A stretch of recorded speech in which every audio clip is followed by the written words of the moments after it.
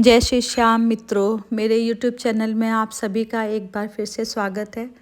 और ये मैं अपनी बेटी को इंस्ट्रक्शन दे रही हूँ, कुछ काम का। नीचे जाकर कुछ सामान देना है और लेकर आना है बस। तो कुछ इंडिपेंडेंट बनाने के लिए उसको कुछ कुछ काम दे देती हूँ कि उसके अंदर कॉन्फिडेंस आए।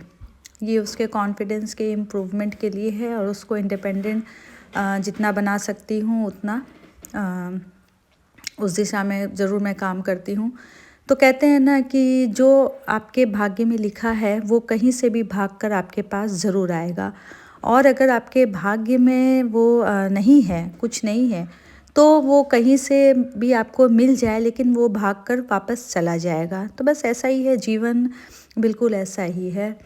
तो सारे काम करती रहती हूँ लेकिन ध्यान मेरा मेरी बेटी की तरफ ज़रूर रहता है, बल्कि मेरे दोनों बच्चों की तरफ मेरा ध्यान रहता है। दोनों के लिए ही मेरी लाइफ है, मेरी ज़िंदगी है।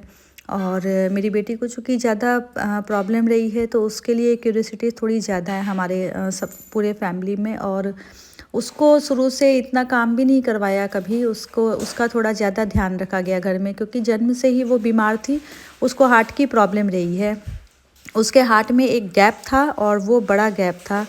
और उसके अलावा उसकी वेन में ब्लॉकेज थी। इसकी वजह से उसका हार्ट में जो भी रिफाइंड ब्लड जाता था वो उसकी बॉडी को प्रॉपर रूप से मिल नहीं पाता था। उसकी वजह से ऑक्सीजन की उसके बॉडी में, ब्रेन में बहुत कमी हो जाती थी और उसको फिट्स भी बहुत आते थे।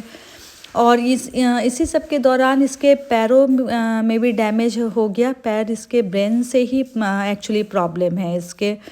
तो वो उसको ताकत ही नहीं मिलती है ब्रेन से।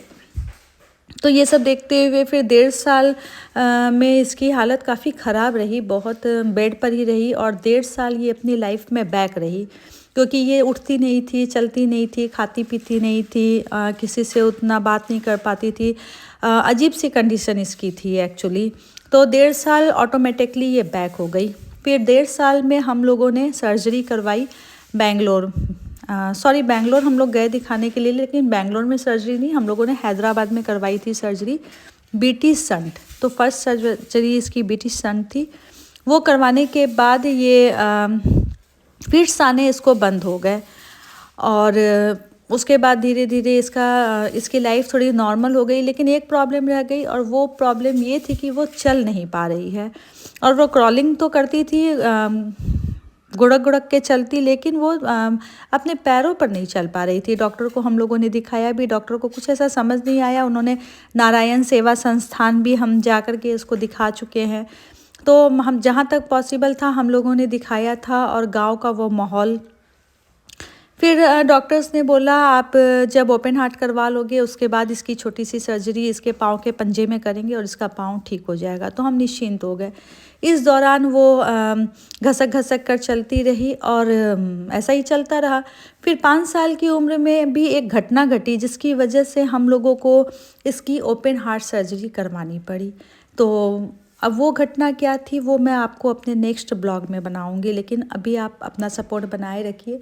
मैं अपनी बेटी के साथ मस्ती कर लेती हूँ बीच बीच में, बहुत खुश होती है, वो हंसने लगती है। जब वो हंसती है ना तो मुझे सच में बहुत ज़्यादा अच्छा लगता है, क्योंकि वो नॉर्मल पर्सन नहीं है। उसकी हंसी कुछ स्पेशल है, उसके भाव कुछ स्पेशल है। वो मतलब देखती भी है तो वो मुझे कुछ स्पेशल लगता है, कुछ स्पेशल तरीके से वो मुझे देख रही है।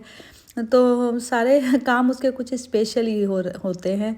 और ये मैंने गोंद के लड्डू बना लिए हैं, और इसमें मेरी सहभागी मेरी बेटी है। अब देखो मेरा वीडियो भी बना रही है वो।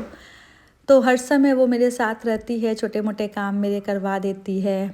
हम दोनों माँ बेटी एक दूसरे से मस्ती कर लेते हैं, बात कर लेते हैं। मेरे दोनों बच्चे ही बहुत सपोर्टिव हैं, मुझे बहुत सपोर्ट करते हैं, बहुत प्यार करते हैं मुझसे।